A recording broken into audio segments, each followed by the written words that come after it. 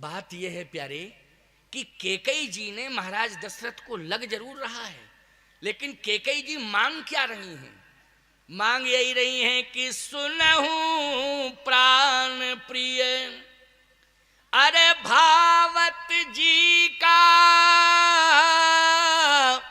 ओ देहु एक बर भर तह टीका दूसर बर मांगहूं कर जोरी।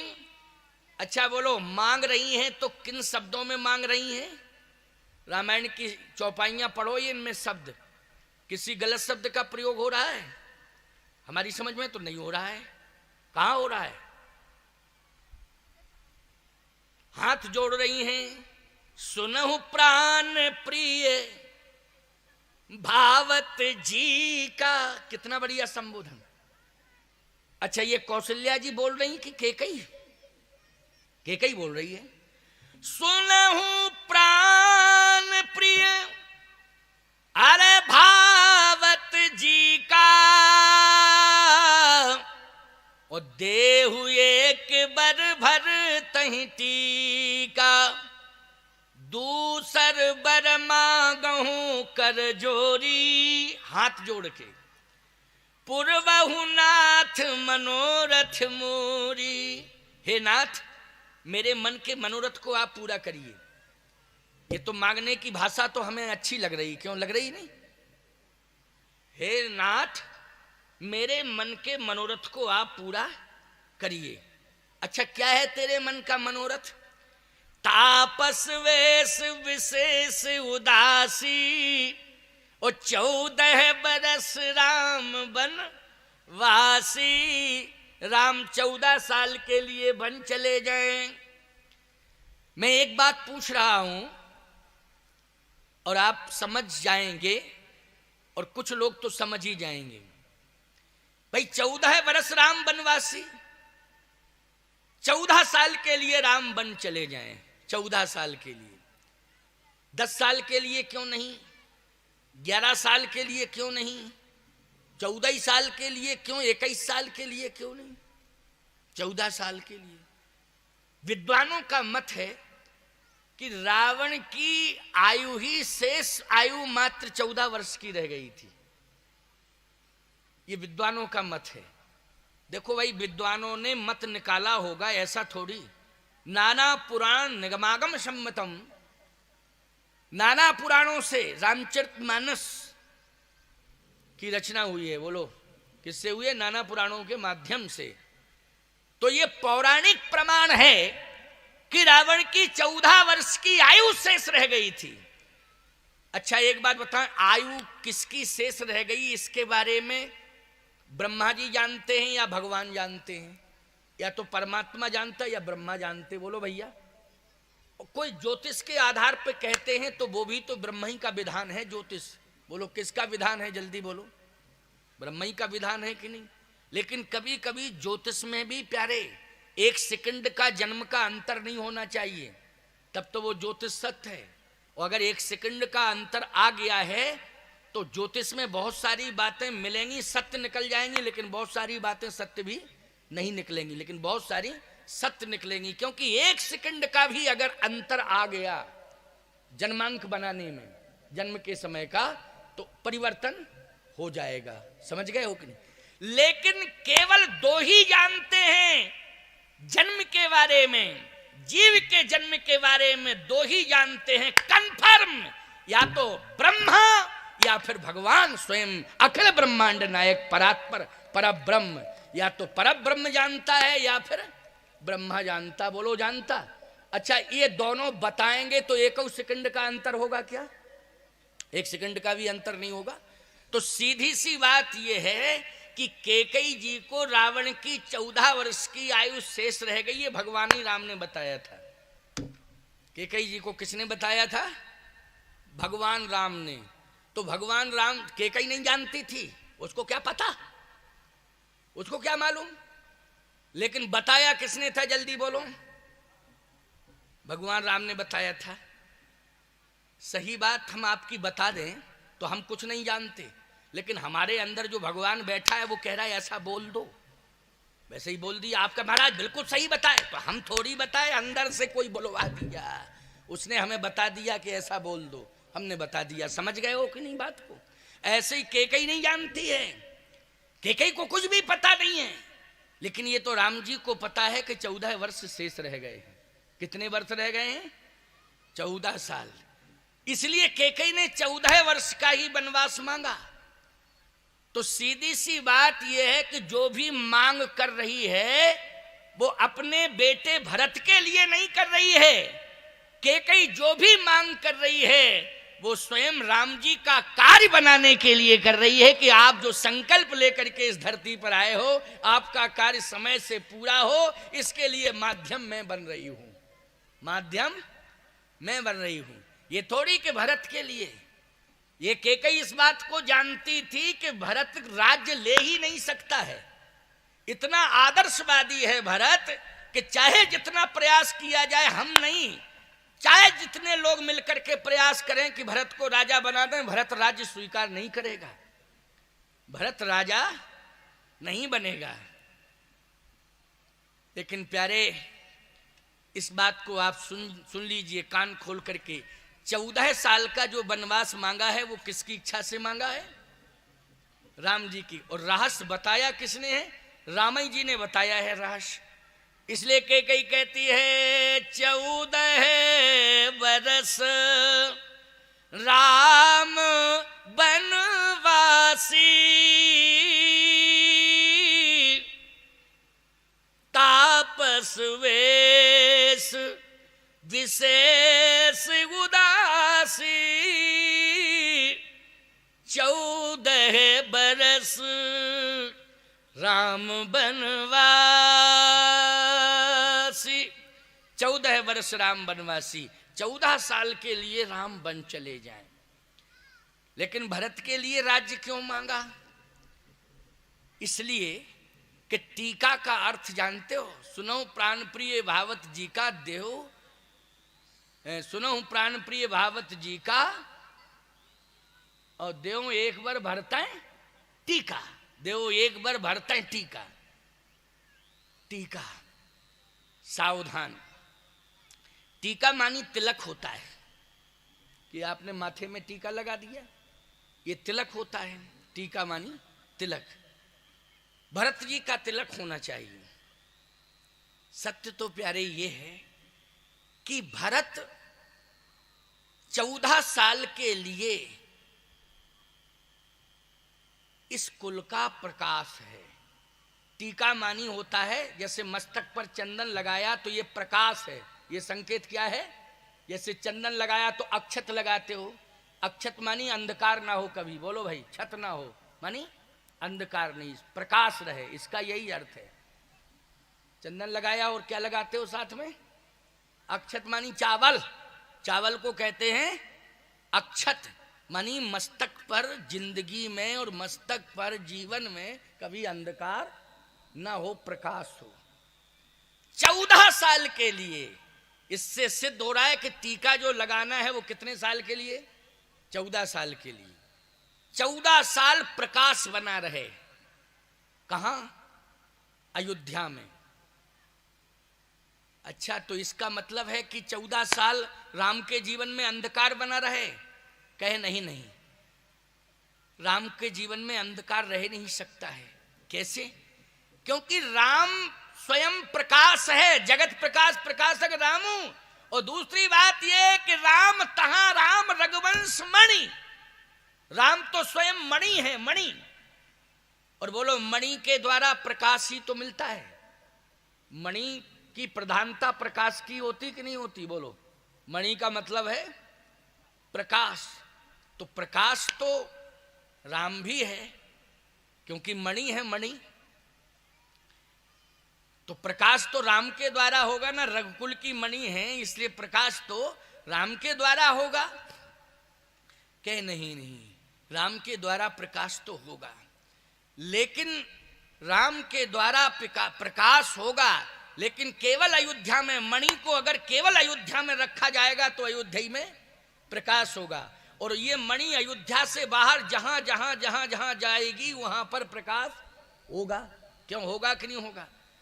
दूसरी बात यह है कि मणि के प्रकाश को कोई माई का लाल किसी भी मौसम में नष्ट नहीं कर सकता।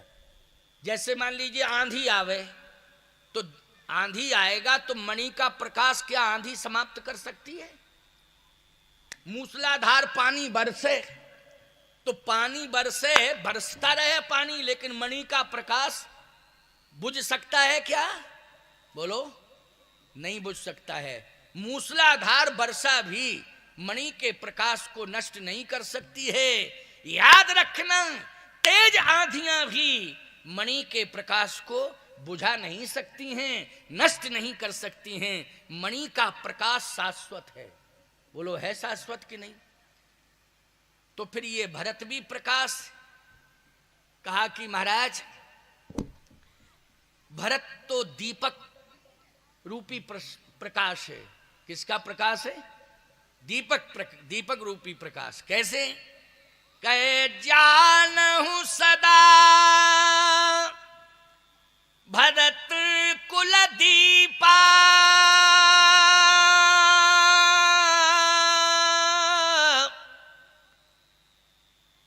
बार बार मोहि कहे महीपा। जानो सदा भरत कुल दीपा, भरत कुल का दीपक है और राम मणि है। तो कैकेयी ने कहा कि मणि अगर वन में रहे तो मणि का अस्तित्व सुरक्षित, और दीपक अगर भवन में रहे तो दीपक का अस्तित्व सुरक्षित। बोलो, सुरक्षित है कि नहीं? और सही बात यह है कि दीपक का प्रकाश कुछ समय तक ही रहता है। उसकी समय अवधि है कि नहीं? जल्दी बोलो, है समय अवधि कि नहीं दीपक की? हाँ, अवधि बढ़ाते चले जाओ, उसमें बाती है, तेल है, अगर इसका उसको संभाल के रखो तो थोड़ा हवा लगी बुझ जाएगा। भले ही तेल बना रहे, बाती बनी रहे, लेकिन हवा लगी तो बुझा, संभालना पड़ेगा। लेकिन मणि के प्रकाश को संभालने की आवश्यकता नहीं है। कहे मणि के प्रकाश को संभालने की आवश्यकता नहीं है, लेकिन मणि चोरी तो जा सकती है। तो कैकेयी ने कहा इसके लिए मैंने इंतजाम कर दिया है। क्या? कि अगर राम मणि है तो लक्ष्मण फणी है। जब तक फणी साथ में रहेगा मणि का अस्तित्व नहीं बिगड़ सकता है, ना कोई चोरी कर सकता है। हमेशा मणि प्रभाव में रहेगी। क्यों रहेगी कि नहीं? क्योंकि उसकी रक्षा कौन करेगा? फणी मानी सर्प। बोलो, मणि किसके पास होती है? सर्प के पास होती है कि नहीं होती है? और जब सर्प रहता है तो मणि को कोई छू सकता है? और बोलो, लक्ष्मण के रहते हुए राम को कोई छू पाया? जल्दी बोलो, बता दो जरा, छू पाया हो? कछु दूर सजबान सरासन, जागन लगे बैठ वीरासन। इसलिए मेरी प्रार्थना यह है कि ये राम रूपी मणि को आप लक्ष्मण रूपी फणी के साथ और लक्ष्मण रूपी फणी के साथ राम रूपी मणि, इन दोनों को भेज दीजिए। क्यों? तमाम तीर्थों में राक्षसों ने अंधकार कर दिया है, यज्ञों में अंधकार छाया है, गौशालाएं जला दी हैं। जहां भी दृष्टि जाती है वहां अंधकार ही अंधकार दिखाई दे रहा है। लेकिन जहां जहां राम जाएगा वहां वहां प्रकाश अवश्य हो जाएगा और संसार का अंधकार दूर हो जाएगा। पूरे संसार में राम के द्वारा प्रकाश हो जाएगा। इसलिए राम को केवल अयोध्या रूपी तिजोरी में बंद करने की आवश्यकता, राम रूपी मणि को अयोध्या रूपी तिजोरी में बंद करने की आवश्यकता नहीं है। इसलिए सुनहु प्राण प्रिय भावत जी का, ओ देहु एक बर भर तहि टीका, दूसर बर मांगहु कर जोरी, पुरवहु नाथ मनोरथ मोरी, तापस वेश विशेष उदासी, 14 बरस राम बनवासी। और 14 साल ही रावण की शेष आयु है, इसलिए 14 साल के अवधि में ही राम जी अयोध्या में आ जाएं, इससे आगे वन में ना रहें। क्योंकि रावण मरा, काम पूरा हुआ, फिर रहने की क्या जरूरत। तो सीधी सी बात यह है कि कैकेयी की भाषा कोई इस प्रकार की भाषा नहीं है जैसा लोग अर्थ करने लगते हैं। लेकिन एक जगह लिखा है भुवंग भामिनी सर्पणी। देखो एक बात बताएं, जब महाराज दशरथ ने मना कर दिया तो कैकेयी ने कहा झूठा ही लेना, झूठा ही देना, झूठा ही भोजन, झूठ चबेना। महाराज आपकी आदत ऐसी है, और थोड़ा सा तेज हो करके बोल पड़ी वो। तो ये तो पति पत्नी का मैटर है भैया कि हाँ इसमें ये। अच्छा एक बात बताओ, उसको फुटपाथ पे लाने की तुम लोगों को क्या जरूरत है। पति पत्नी कमरे में आपस में बात कर रहे हैं, पति तेज बोल गया, पत्नी तेज बोल गई, आपस में कोई चर्चा हो रही है, तो वो एक प्राइवेट चर्चा उनकी है, वो पति पत्नी का मैटर है। उसको फ्रंट पर लाने की क्या जरूरत है, उसको फुटपाथ पर लाने की क्या जरूरत है। अच्छा यदि कोई बात को भवन की अंदर की हो रही है तो वर्णन करने वाले को उन बिंदुओं को जरा कहने की कोई जरूरत, वो को भवन की बात है। अब ये बात अलग है कि को भवन की बात रामायण में आ गई है तो तुम उसको कह रहे हो, उसका वर्णन कर रहे हो। लेकिन सत्य तो ये है प्यारे कि हमें कैकेयी का नकारात्मक पक्ष नहीं लेना चाहिए। उसकी जो नकारात्मक सोच है उस बारे में हमें विस्तार पूर्वक नहीं बताना चाहिए। हमें सकारात्मक पक्ष रखने की आवश्यकता है। कैकेयी ने आज सिंधौरी कला में कथा हो रही है, अगर राम जी बन ना गए होते और तुम्हारे छत्तीसगढ़ को क्रॉस ना किए होते तो ईमानदारी से बताओ ये सबरी नारायण तीर्थ होता क्या। राम जी के चरण जहां जहां पड़े हैं, बोलो ईमानदारी से वहां तीर्थ बन गए तो तुम सबको ये सौभाग्य मिलता क्या, नहीं मिलता।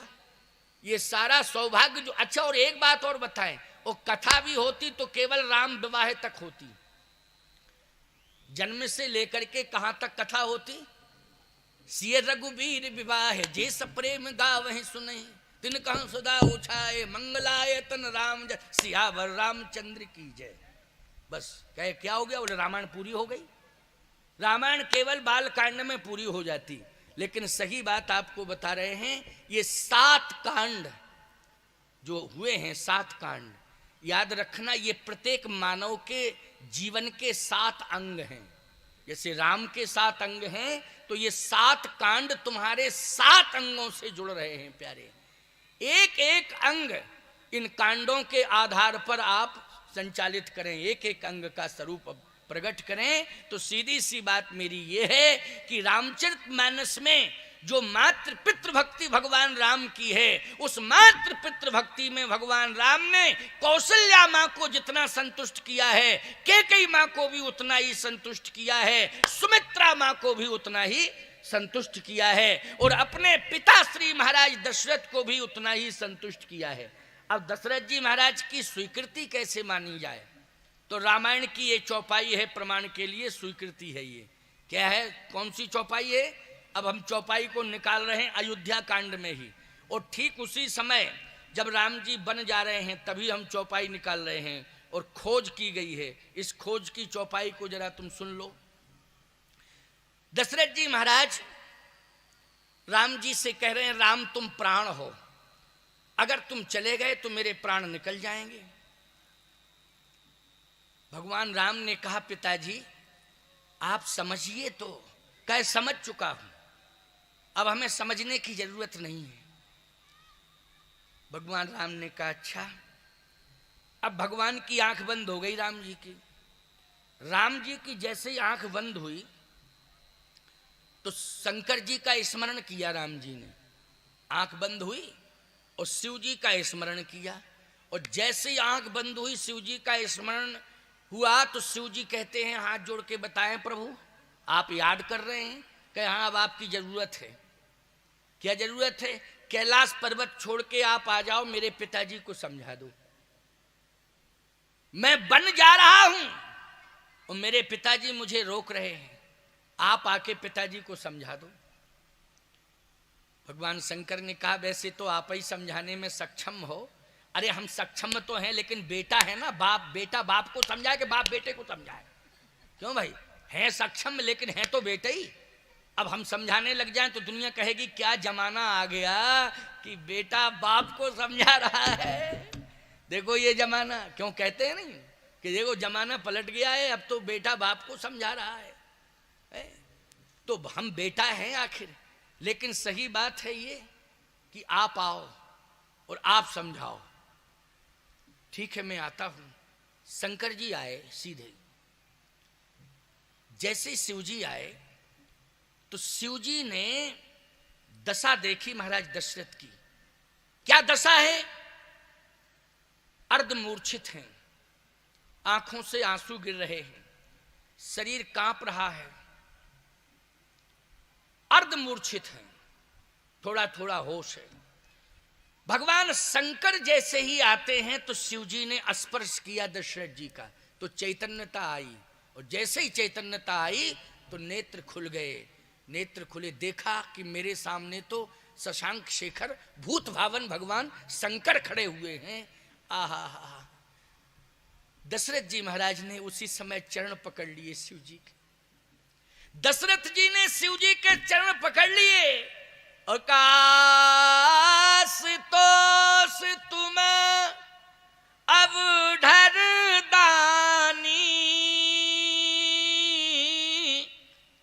आरती हरहु दीन जन जानी।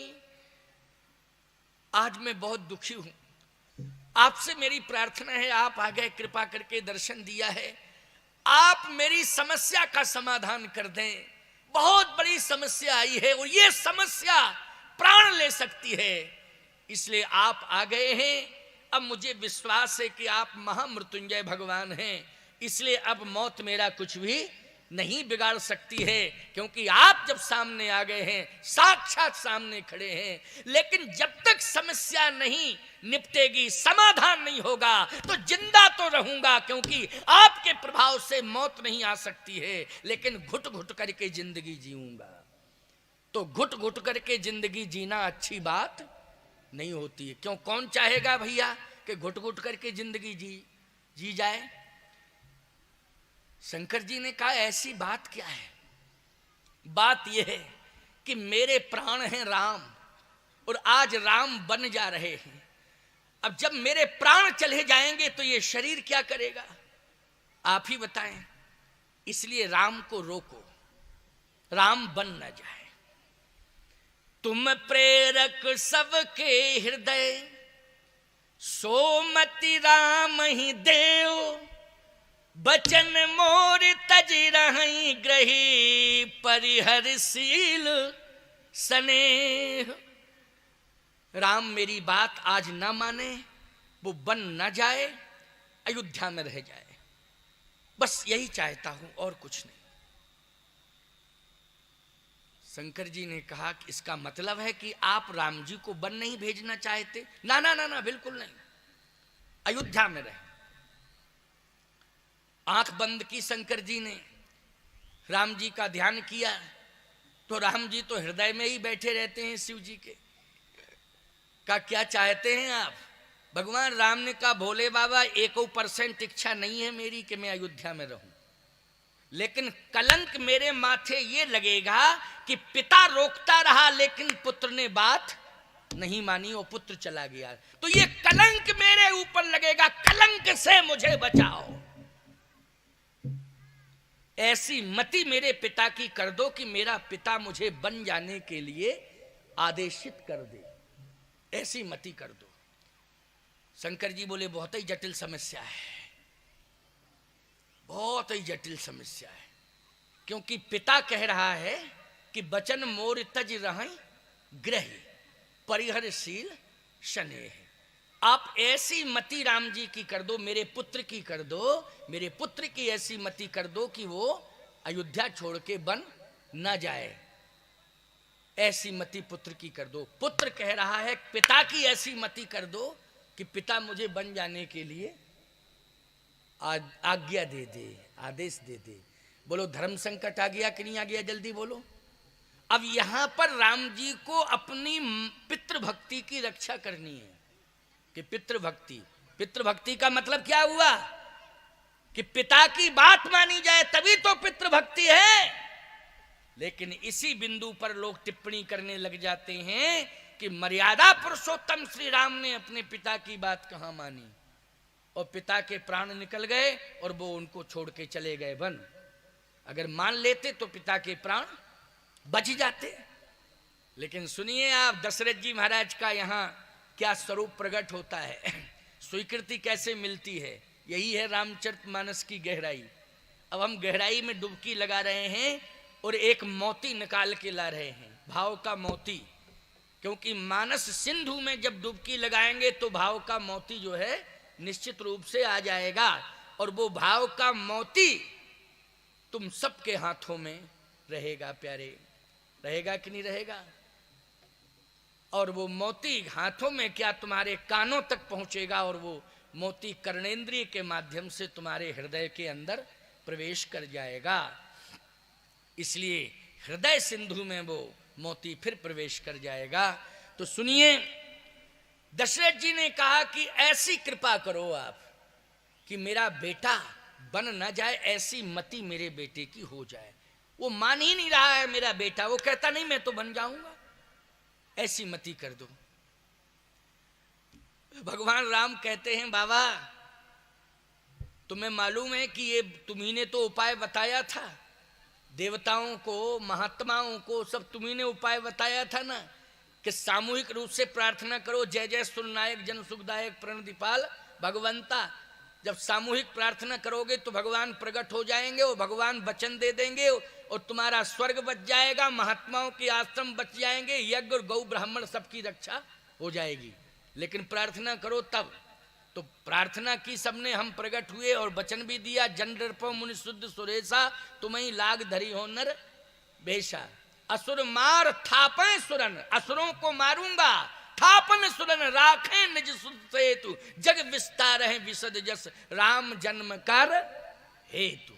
तो ये सब आपके सामने ही तो योजना बनी, और अगर हम यही अयोध्या भर में रह गए तो फिर मतलब क्या हुआ वैकुंठ छोड़ने का?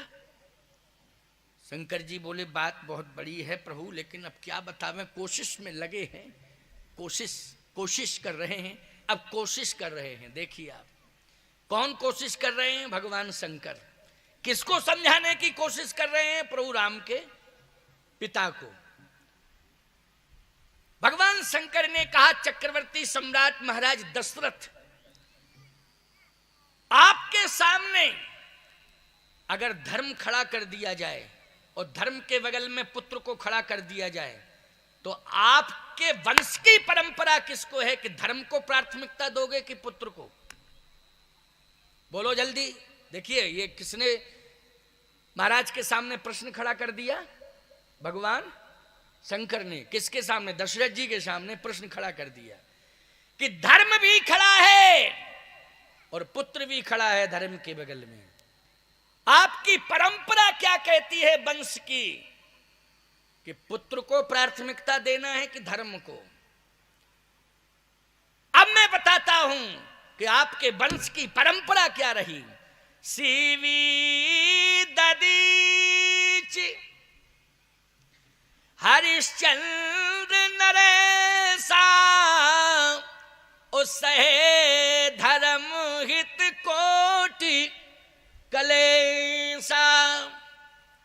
महाराज शिवी, उन्होंने शरीर को महत्व नहीं दिया, धर्म को महत्व दिया। बोलो, अगर शरीर को महत्व देते तो शरीर के कई हजार टुकड़े कर दिए थे कि नहीं कर दिए थे? किसकी रक्षा के लिए किए थे? बोलो महाराज शिवी ने।